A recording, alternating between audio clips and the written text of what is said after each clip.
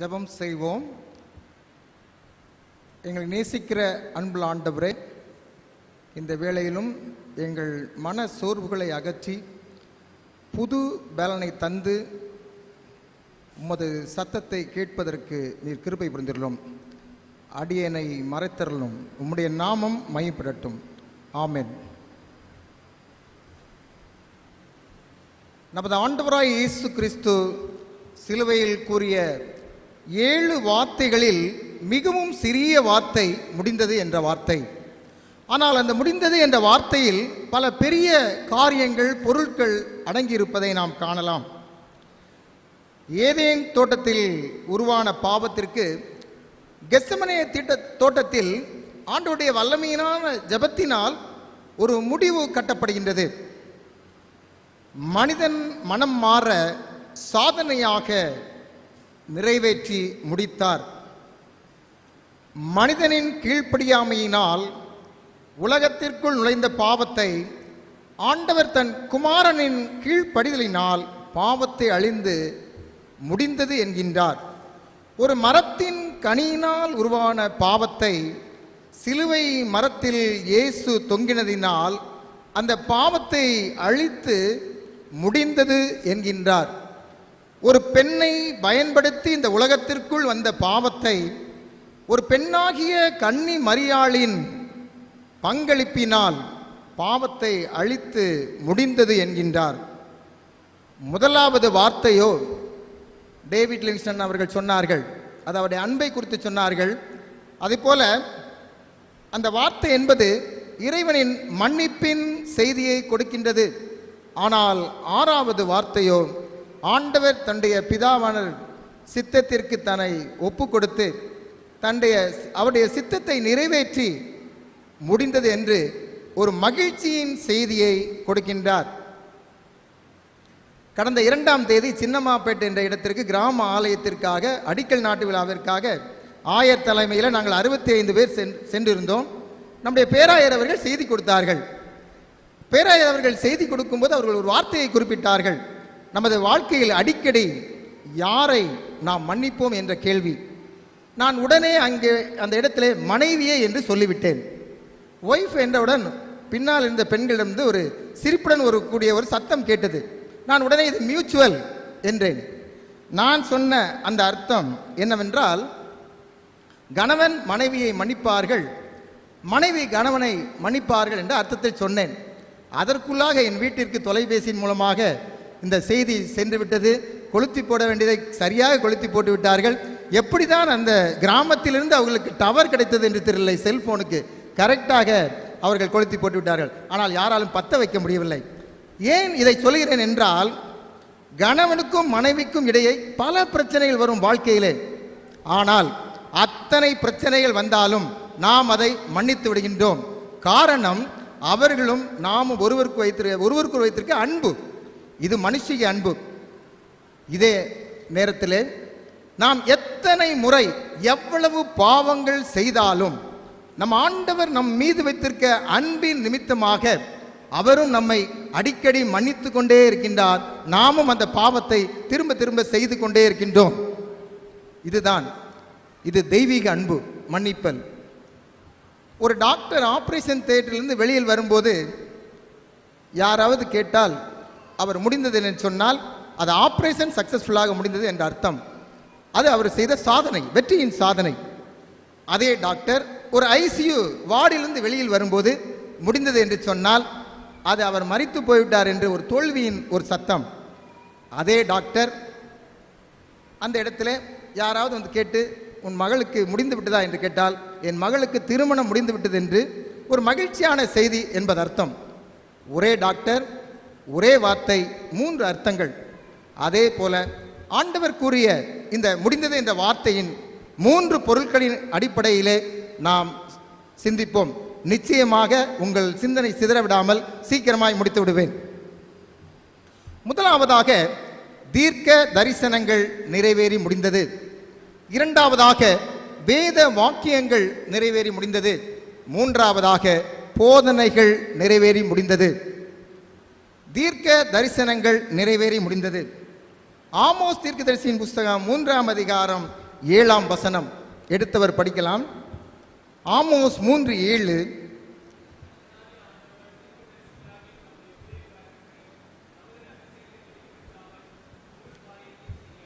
தமது ரகசியத்தை தீர்க்கதரிசிகளுக்கு வெளிப்படுத்தாமல் ஒரு காரியத்தையும் ஆண்டவர் செய்யார்.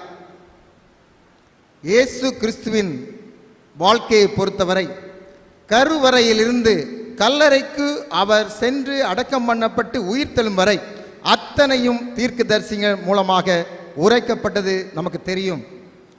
இப்பொழுதும் பழைய ஏற்பாட்டில் உள்ள தீர்க்க தரிசனத்தையும் புதிய ஏற்பாட்டில் நடந்த சம்பவத்தையும் நாம் ஒப்பிட்டு பார்க்கலாம்.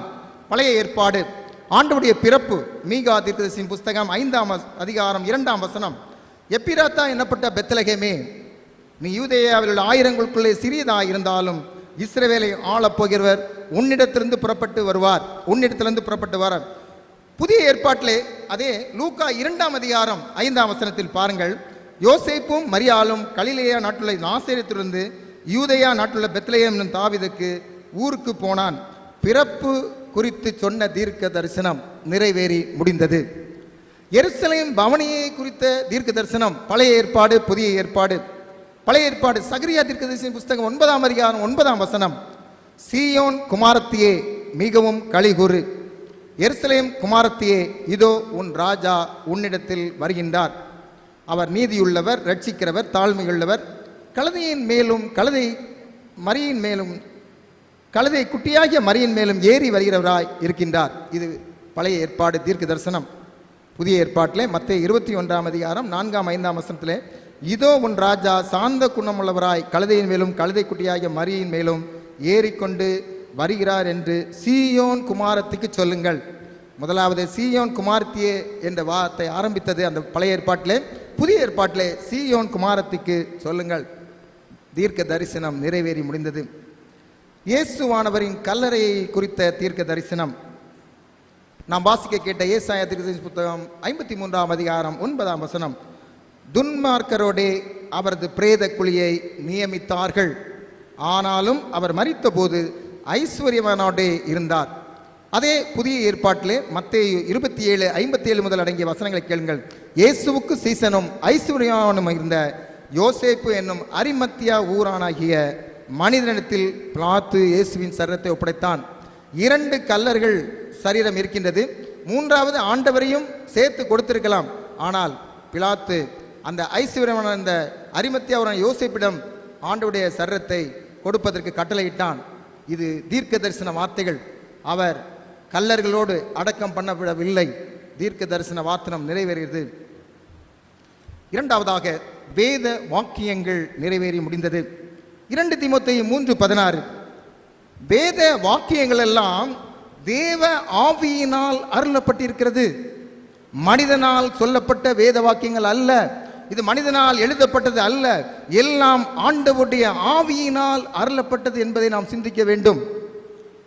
பழைய ஏற்பாடின் புஸ்தகத்திலே நாம் பார்ப்போம் எப்படி வேத வாக்கியங்கள் நிறைவேறுகின்றது. பழைய ஏற்பாடு, புதிய ஏற்பாடு. அவர் அக்கிரமக்காரரில் ஒருவராக எண்ணப்பட்டார். ஏசாயா தீர்க்கதரிசியின் புஸ்தகம் 53ஆம் அதிகாரம் 12ஆம் வசனம் இவ்வாறாக சொல்கின்றது.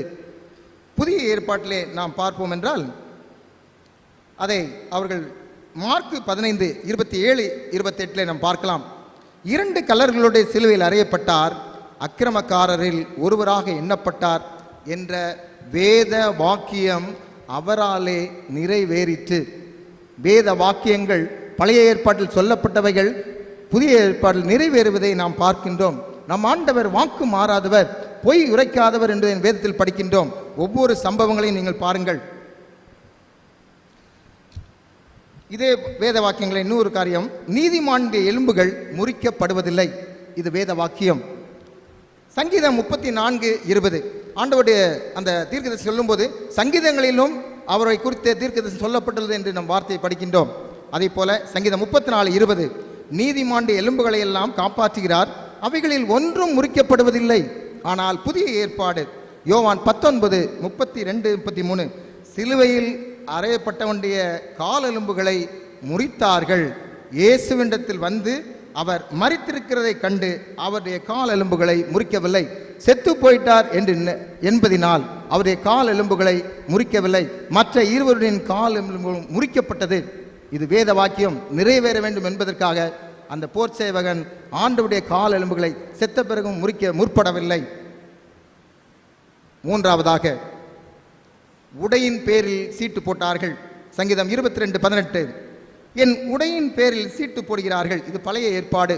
புதிய ஏற்பாடு யோவான் எழுதின சுவிசேஷம் 19ஆம் அதிகாரம் 24ஆம் வசனம், என் வஸ்திரங்களை தங்களுக்குள்ளே பங்கிட்டு என் உடையின் மேலே சீட்டு போட்டார்கள் என்கிற வேத வாக்கியம் நிறைவேறத்தக்கதாய் போர் சேவகர் இப்படி செய்தார்கள். இதுவும் வேத வாக்கியம். போர் சேவகர் இப்படி செய்தார்கள். மூன்றாவதாக, போதனைகளை நிறைவேற்றி முடிந்தது. நமது ஆண்டவராய் இயேசு கிறிஸ்து மத்தேயு 5ஆம் அதிகாரத்திலே மலை பிரசங்கத்திலே அனைவரும் மலைத்து போகின்ற அளவுக்கு எத்தனை காரியங்களை சொன்னாரோ அத்தனை காரியங்களும் தன்னுடைய வாழ்க்கையிலே அதை செயல்படுத்தி சாதனை படித்த ஆண்டவர். எல்லாவற்றையும் அவர் மலை பிரசங்கத்தை தன்னுடைய வாழ்க்கையிலே செய்து காட்டியவர். மார்க் 8:31, அல்லாமலும் மனுஷகுமாரன் பல பாடுகள் பட்டு மூப்பராலும் பிரதான ஆசாரியராலும் வேத பாரகராலும் ஆகாதவன் என்று தள்ளப்பட்டு கொல்லப்பட்டு 3 நாளைக்கு பின்பு உயிர் தெளிந்திருக்க வேண்டியதென்று அவர்களுக்கு போதிக்க தொடங்கினார். அது ஆண்டவருடைய போதனை. அதே போதனை ஆண்டவர் சொன்னபடி நடக்கிறது. மத்தேயு 28:6, அவர் அங்கே இல்லை, இங்கே இல்லை, தாம் சொன்னபடியே உயிர் தெழுந்தார். ஆண்டவர் போதித்தபடியே அவர் உயிர் தெழுந்தார். கர்த்தரை வைத்த இடத்தை வந்து பாருங்கள்.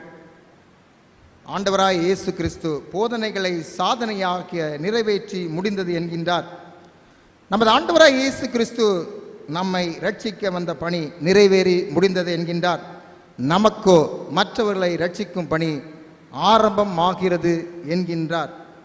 மார்க் 16:15, உலகமெங்கும் போய் சர்வ சிருஷ்டிக்கும் சுவிசேஷத்தை பிரசங்கியுங்கள். ஒரு சம்பவத்தை கூறி முடிக்க விரும்புகின்றேன். நமது வாழ்க்கையில் பிரச்சனைகள், போராட்டங்கள், கவலைகள், கண்ணீர்கள் நம்மை கடந்து செல்லும் போதெல்லாம் முடிந்தது, ஏன் நாம் வாழ வேண்டும் என்ற ஒரு வினா நம்முடைய மனதில் எழும்புவது வழக்கம். அப்படிப்பட்ட கவலையோடு ஜாக்வாம் என்ற ஒரு சகோதரன் தன்னுடைய வேலையை இழந்து கடன் தொல்லையிலே குடும்பத்தினர் காப்பாற்ற முடியாமல் கஷ்டப்படும் போது அவன் சான் பிரான்சிஸ்கோ அந்த நாட்டில் அந்த கடற்கரை ஓரம் நின்று முழங்கால் படிட்டு ஜெபித்தான்.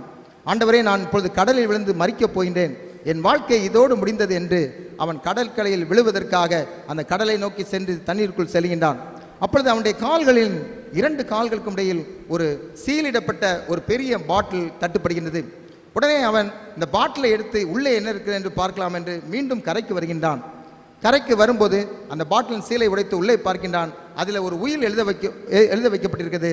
அதில் டெய்சி சிங்கர் அலெக்சாண்டர் என்ற ஒரு பெண்மணி 12 ஆண்டுகளுக்கு முன்பாக தன்னுடைய சொத்துக்கள் அத்தனையும் அந்த உயிலில் எழுதி அதில் எழுதியிருக்கின்றார்கள், இந்த பாட்டிலை எடுத்து இந்த உயிலை எடுத்தவருக்கு பாதியும், இந்த உயிலை எனக்கு எழுதி கொடுத்த வக்கீலுக்கு பாதியும், அவருடைய முகவரி இதுதான் என்று சொல்லி எழுதி வைத்திருந்தார்கள்.